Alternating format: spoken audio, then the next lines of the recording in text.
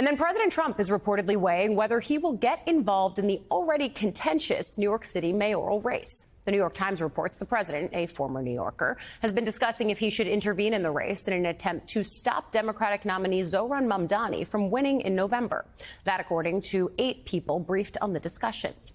Now, according to the paper, in recent weeks, Trump has quizzed a Republican congressman and New York businessman about who in the crowded field of candidates, which includes Mayor Eric Adams and former Governor Andrew Cuomo, has the best chance of beating Mamdani, the leftist frontrunner. And in a previously undisclosed call in recent weeks, Trump spoke about the race directly with Cuomo, an old associate and foil, according to 3 people briefed on the call who were not authorized to discuss it. The president has openly said he dislikes Mamdani and even once floated arresting the lawmaker if he refused to comply with immigration enforcement as mayor. Andrew Cuomo and Mayor Eric Adams have been more agreeable, we'll say, to the president's policies.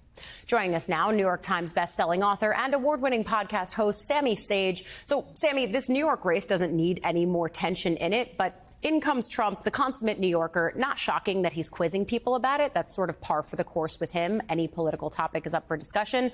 But what does it say that this is where he's potentially spending some time and attention? Sounds like he's mining for a distraction when the Russian submarines didn't work and the trip to the roof didn't work. But I think what we want to get back to is the question that's on all of America's minds, which is, where are the Jeffrey Epstein files? I mean, I understand why he wants to sort of paint, Zohran Mamdani as this, center of the New York liberal hellhole. But that's kind of a tried and true tactic. And I think we've all sort of mined that already. Let's get back to the real question. I think that you're in part correct. It's not shocking that he would want to talk about New York politics. I don't think that's surprising. But I do think that you're right. We've seen this White House employ the strategies of distraction around Epstein. It has not worked. You still have lawmakers back in their home districts, Marjorie Taylor Greene among them, talking about the fact that they very much still want transparency on this issue. Thomas Massie tweeting about this in memes and other comical ways. But it does portend a serious issue for the party. And it's one where Democrats have smelled blood in the water. You talk to a lot of them on your podcast. What do you see in the way that they're trying to exploit this issue? And is it something that can work beyond just the specific Epstein of it all?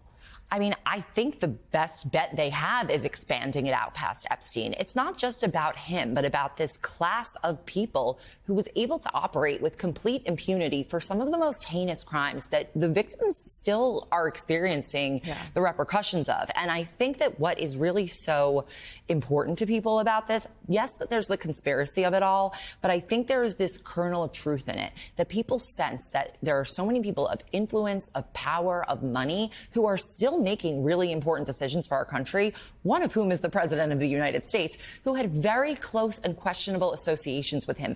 And it was the president himself and the Republicans who were the ones who said that we need to get all this information out. They've been pushing this. So now all of a sudden, ever since Elon said that he was in the files, it has, they've walked that back. Right. But the people want it. This goes back to the origin of Donald Trump. And I think if they think that they can sort of sidestep that, that is going to be harder than they think, though they are trying. They are trying. And I do think that you're right that it would be too cute for them to be able to successfully sidestep this, in large part because I think it actually connects to an early Donald Trump trend when I started covering him in 2015, which is that he is someone who was supposed to lift the veil off of the elites and sort of like the establishment class in politics.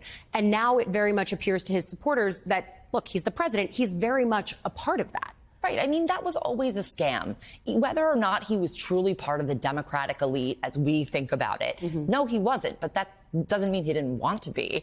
And it also, it doesn't mean that he was never part of it. I think there's this idea that the people on this conservative side are somehow not elites. Joe Rogan is an elite. Dana White is an elite. They're all elites. They're just on the right. That's the difference. They're not every man just because they go to a UFC fight. That's a cultural overtone. Yeah, I think that that's an interesting point that you make there. And then going back to Democrats, seeing the way that they are exploiting on Epstein, what governors are doing in response to Texas redistricting, it does feel to me like the calls that we've heard from the base, and you and I have talked about this a lot offline and off air, is they've been urged to fight even if it doesn't tangibly change anything from a perspective of legislation being passed or anything like that, showing that they are willing to sort of throw out the old playbook is so important to the grassroots.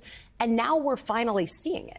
It's not just important to the grassroots, it's important to democracy, because if the Republicans and Donald Trump were just functioning within the rules, we wouldn't be in this situation.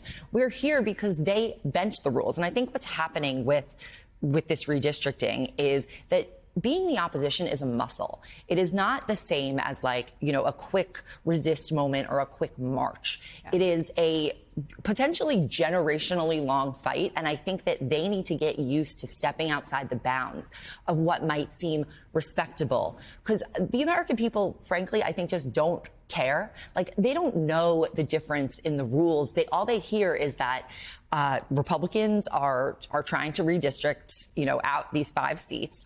And they want people who are going to fight. And that's really, like, they have to be creative about it. And that's, I think, what we're seeing. Not that Texas Democrats haven't tried this before, because they have back in 2021 and prior to that. But I do think that you're right, that they want to just see something. And I actually think it bears out in who's getting more following online. And I know that the internet's not real life, though a lot of these conspiracy theories have been sustained there. And that's an important piece. But Democrats who are getting a bigger following in this moment are very much the ones who have been standing up and trying to be a little more creative in the way that they push back, right? Yes. Unfortunately, the internet is increasingly becoming real life. I think that what happens in reality has less bearing on what we talk about in reality than what happens on the internet or things people say on the internet. Like, think about the Paul Pelosi rumors. Like, that's totally just an internet generated thing. It's not, but we're still talking about it. And there has been an effort amongst the Democrats to increase their social media followings. And this is actually quite important. Apparently, they have grown, the Democratic Senate has grown by 15 million followers compared to the Republican senators, who have grown by only a few 100,000.